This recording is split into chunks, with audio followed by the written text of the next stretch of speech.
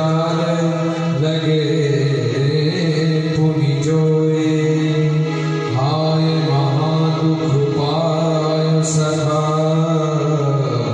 तुम्हें आए देना किते खोए। देख सुना की दीन दशा, करुणा करके करुणानिधि रोए, पानी परात को हाथ छुओ नहीं, नैन के जब सो पर धोए, नैन के जब सो पर धोए, नैन के जब सो पर चारों से अक्सर प्रभावित हो रहे हैं सुदामा जी की इस स्थिति को देख करके, और उन आंखों के आंसू से भी चरण होते हैं। और उसके बाद से हमारे श्री द्वारकाधीश सुदामा जी का स्वागत करते हैं, फिर बैठ करके समाचार करते हैं।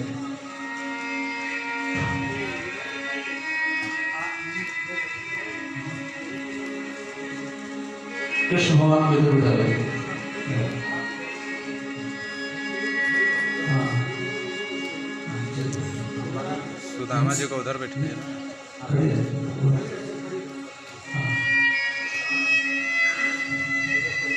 और पूछते हैं, हे मित्र, कैसी घर गृहस्थी चल रही है? गुरुकुल से मैं तो पहले ही आ गया था, तो गुरुकुल से बहुत बाद आए थे।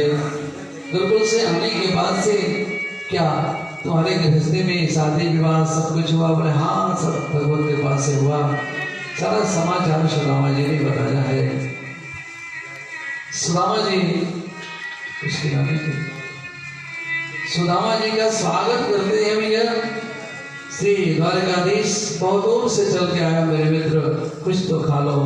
अपने हाथों से ही सुदामा जी खिलाते हैं, तनिक परिहास भी कर लेते हैं, बचपन का बड़ा कौतूहल, और सुदामा जी को खिलाते हैं, दिव्य स्वागत करते हैं। उसके उपरांत पूछते हैं कि क्या भाभी ने हमें कुछ दिया? क्या हमारे लिए भाभी ने कुछ उपहार दिया?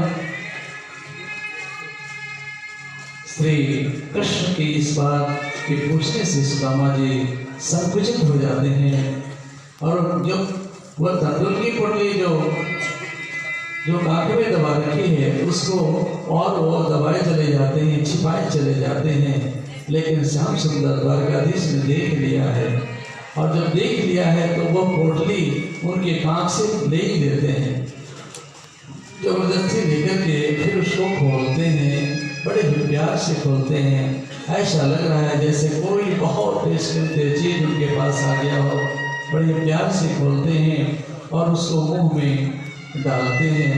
हाँ, कितना स्वादिष्ट है, भाभी ने कितना सुंदर सुस्वादु चिपटाना हमारे लिए भेजा है, मैं तो धन्य हो गया। दोबारा फिर मुंह में डालते हैं और प्रशंसा करते हैं, बड़ा दिव्य है, बड़ा दिव्य, ये तो 56 व्यंजन भी इसके आगे फेल है। और महाराज तीसरा लेना चाहते हैं, तब तक जो है रुक्मिणी जी ने हाथ पकड़ लिया है, प्रभु क्या आप अकेले ही सब अपने भाभी के भेजे हुए उपहार को खा जाएंगे या हम सबों को भी मिलेगा? और रुक्मिणी जी ने वो उपहार अपने हाथों में ले लिया है, अपने हाथों में ले लिया है कि हम सब भी ये प्रसाद आपस में बांट करके खाएंगे। और महाराज इस प्रकार से क्या आनंद है, भगवान श्री कृष्ण अपने मित्र का खूब स्वागत करते हैं, बचपन की सारी बातें होती हैं, बड़ा आनंद होती है, संत भगवान की जय हो। तो बड़ा आनंद, भगवान बचपन की बातों को याद कर करके सुदामा जी से खेलते और आनंदित होते हैं। और जब सारी बातें हो गई तो सुदामा जी ने एक बात पूछी, अरे भैया कान्हा, एक तो बात बताओ, तुमने मेरा सारा समाचार तो पूछ लिया, सब कुछ तुमने जान लिया, लेकिन तुमने अपना समाचार नहीं बताया कि तुम्हारी गृहस्थी कितनी लंबी चौड़ी है, कैसा है, तुम अपना तो बताओ।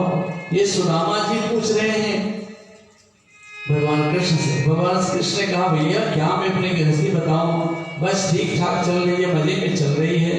अब यह है कि इतने दिनों बाद आए हो तो चलो मैं परिचय कराई देता हूँ, हमारे जो पत्नी हैं उनको आशीर्वाद दो। और धीरे धीरे करके अपने पत्नियों को भगवान श्री कृष्ण बुलाते हैं और सुदामा जी आशीर्वाद देते हैं, पत्नियां प्रणाम करती हैं। 1 2 3 4 5 7 8 10 100 200 400 500 700 800 1000 2000 2500 3000। सुदामा जी ने कहा, भैया 3000 पत्नियों को मैंने आशीर्वाद दे दिया, तुम्हारे पत्नियों को अब तो मेरे हाथों में दर्द हो रहा है। बोले कोई बात नहीं, हाथ में दर्द हो रहा है तो हाथ नीचे कर लो, आप मुँह से आशीर्वाद करो। फिर 3.5 4 4.5 5 5.5 6 6.5 7,000 तक आशीर्वाद देते देते तो मुंह में भी दर्द हो गया। सुदामा जी ने कहा, सुनो कान्हा, अब तो मेरे मुंह में भी दर्द होने लगा है, ऐसा करो तुम हमें बता दो कि अभी कितने तुम्हारी पत्नियां, कितने तुमने विवाह किया है। भगवान कृष्ण ने कहा, कोई ज्यादा तो नहीं किया, बस यूँ मान लो कोई थोड़ी बहुत। अरे फिर भी बताओ कितना किया। बस कुछ नहीं, 16,108 ही मेरी रानियां, उससे ज्यादा नहीं। अरे राम राम राम, इतनी रानियां बोल रहे, उससे ज्यादा नहीं और ज्यादा की अपेक्षा है क्या?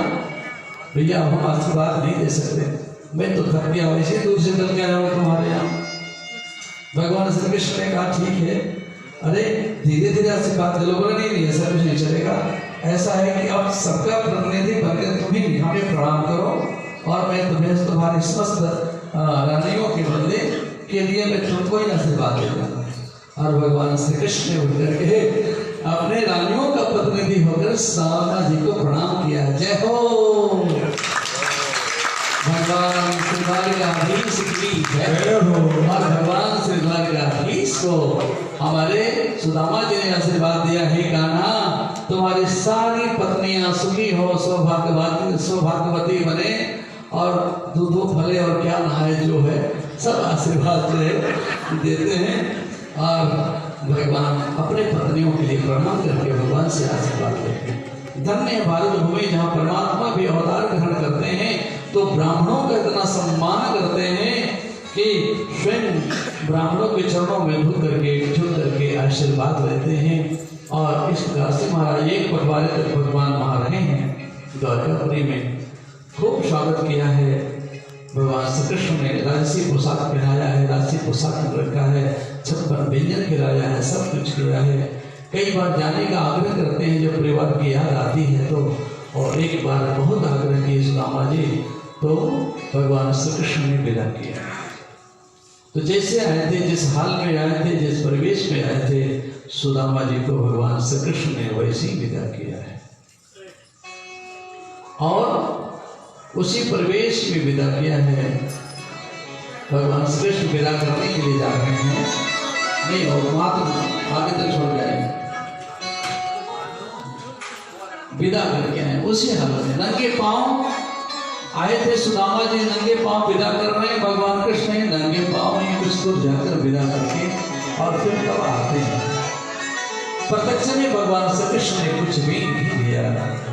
संसार में हमारे आपके यहाँ कोई रिश्तेदार आता है तो हम लोग जो है बहुत सारा उपहार देंगे, विदा करते हैं, वस्त्र इत्यादि देंगे, विदा करते हैं, लेकिन भगवान श्री कृष्ण ने तो वैसे ही विदा करते हैं। बड़ा आश्चर्य सुदामा जी मन में चिंतन करते हैं कि आप बताइए, हमारे परिवार बहुत कह रहा था, सुशीला बहुत कह रहे थे कि जाइए द्वारका जाइए, द्वारका जाइए, द्वारका जाइए, या तो द्वारकाधीश आपकी जो है वो कुछ न कुछ सहयोग करेंगे। क्या किया सहयोग? जैसे मैं आया था वैसे ही तो विदा कर दिया। तो दूसरा मन कहता कि चलो बड़ा अच्छा हुआ।